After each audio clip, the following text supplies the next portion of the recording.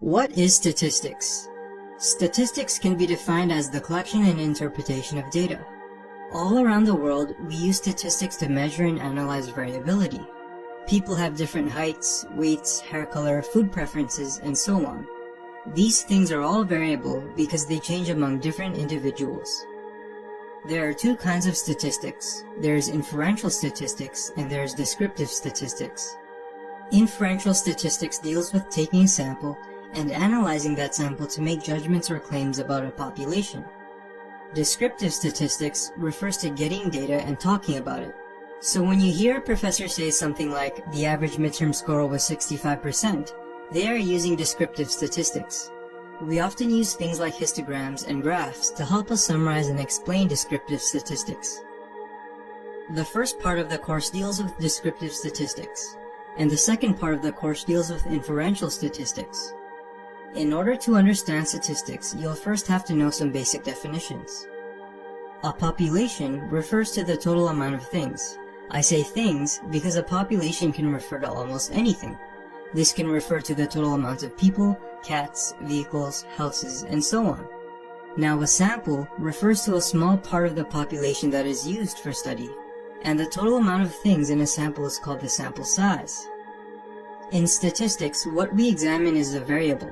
It is what we are studying, and it can be measurable, countable, and categorized. When we talked about how people can have different heights, weights, and hair color, these are all variables. Variables represent a characteristic of what we are trying to study, and they can vary among different individuals. When we measure a variable, our data can come into two different forms. There is categorical data, and there is quantitative data.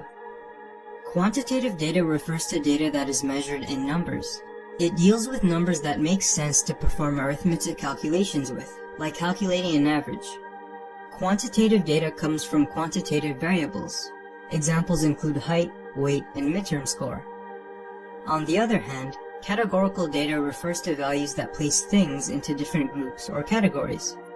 Categorical data comes from categorical variables. Examples include hair color, type of cat, and letter grade. There are actually two types of categorical variables. There is categorical and ordinal, and categorical and nominal. Something is said to be categorical and ordinal if there is a logical ordering to the values of a categorical variable. A good example of this would be letter grade. We can logically order the values of this categorical variable from high to low, or from low to high. Now, something is said to be categorical and nominal if there is no logical ordering to the values of a categorical variable. An example of this would be hair color.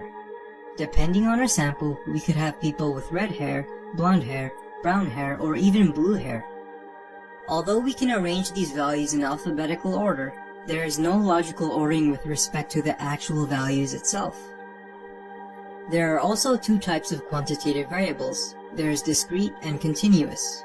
Discrete variables refer to variables that can only be measured in certain numbers. An example of this is the number of pets you own.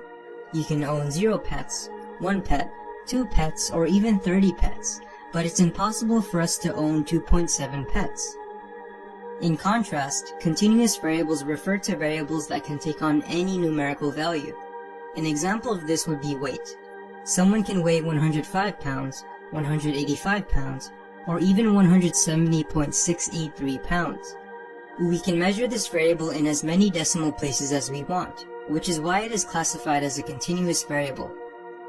So to recap, a population refers to the total number of things.